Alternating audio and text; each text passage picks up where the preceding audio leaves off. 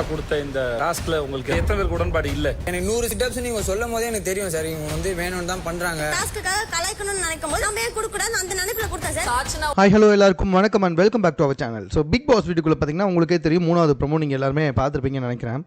சாச்சனா வந்துட்டு வசமாக சிக்கியிருக்காங்க. எந்த விஷயத்தில்? ஜெஃப்ரிக்கு வந்துட்டு கிட்டத்தட்ட 100 செட்டப் கொடுத்துருந்தாங்க.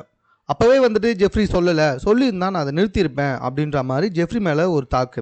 அதே மாதிரி நான் பண்ணது தப்புன்னு இவங்க எல்லாருமே, அதாவது கேர்ள்ஸ் எல்லாருமே சாச்சனா பண்ணது தப்பு அப்படின்னு சொல்லும்பொழுது, சார் நான் பண்ணுறதுக்கு முன்னாடி அவங்க சொல்லலை, பண்ணதுக்கு அப்புறமா தான் இதை சொன்னாங்க அப்படின்ற மாதிரி சொன்னாங்க. இது எல்லாத்தையோட ரொம்ப இம்பார்ட்டன்ட் என்னென்னா, சாச்சனா பேசும்போது ஏதோ வந்துட்டு ஃபாஸ்ட் ஃபார்வர்ட் பண்ண மாதிரியே இருக்குது. அவ்வளோ வேகமாக வந்துட்டு பேசிக்கிட்டே இருந்தாங்க. கொஞ்சம் கேட்கறதுக்கே அனாயிங்காக தான் இருந்துச்சு. சரி, இதுக்கு விஜய் சேதுபதி சார் என்ன சொன்னார்? ஜெஃப்ரி என்ன சொன்னார்? நான் ஃபஸ்ட்டு சார் அவங்க 100 சிட்டப்புன்னு சொல்லும்போதே எனக்கு தெரிஞ்சிடுச்சு, அவங்க பர்சனலாக அட்டாக் பண்ணுறதுக்காக தான் இது கொடுத்துருக்காங்க அப்படின்னு சொல்லிடும். நான் அதை ஃபுல்லாக பண்ணி முடித்தேன், ஏன்னா அது டாஸ்க் அப்படின்றதுனால நான் அந்த இடத்துல பண்ணேன். பட் ஆனால் வந்துட்டு அதை பர்சனலாக தான் பண்ணாங்கன்றது எனக்கு தெரியும் சார் அப்படின்ற மாதிரி ஜெஃப்ரி வந்துட்டு சொல்கிறாரு. ஸோ இது பத்தாதுன்னு பெண்கள் எல்லாருமே எழுந்து, இல்லை சாச்சனாவுடைய பல நடவடிக்கைகளில் எங்களுக்கு வந்துட்டு உடன்பாடு இல்லை அப்படின்ற மாதிரி சொன்னாங்க.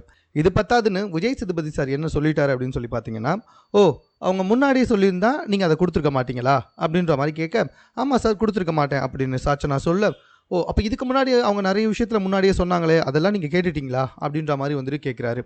அதுக்கு சாச்சனா கிட்ட பதில் இல்லாமல் திருட்டு மொழி முழிச்சுக்கிட்டு இருக்காங்க. இதோடு மட்டும் நிறுத்திக்காமல் சாச்சனா எழுந்து நின்றுட்டு இருக்கும்பொழுதே விஜய் சேதுபதி சார் இன்னொன்று சொல்கிறாரு. அதாவது அதிகாரம் தன் கையில் இருக்கும்பொழுது அவங்க எப்படி நடந்துக்கிறாங்க அப்படின்றத வச்சு தான் அவங்க யார் அப்படின்றதையே நம்ம முடிவு பண்ணுவோம் சாச்சனா அப்படின்ற மாதிரி சொல்ல, சாச்சனா கிட்டத்தட்ட அழவே ஆரம்பிச்சிட்டாங்க.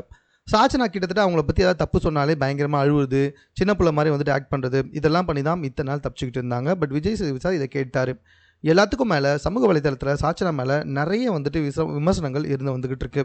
அது எல்லாத்தையுமே இன்றைக்கி விஜய் சேதுபதி சார் கேட்பார் அப்படின்ற மாதிரி நினைக்கிறோம். ஸோ நாட் ஓன்லி திஸ், அதாவது இந்த பிரச்சனை மட்டும் இல்லாமல் இன்னும் நிறைய பிரச்சனை வந்துட்டு அவங்க மேலே இருக்குது, அவங்க மேலே நிறைய கம்ப்ளைண்ட் இருக்குது. ஸோ அதெல்லாம் வந்துட்டு விஜய் சேதுபதி சார் எப்படி அணுகிறாரு அப்படின்றத பொறுத்து வந்து பார்ப்போம்.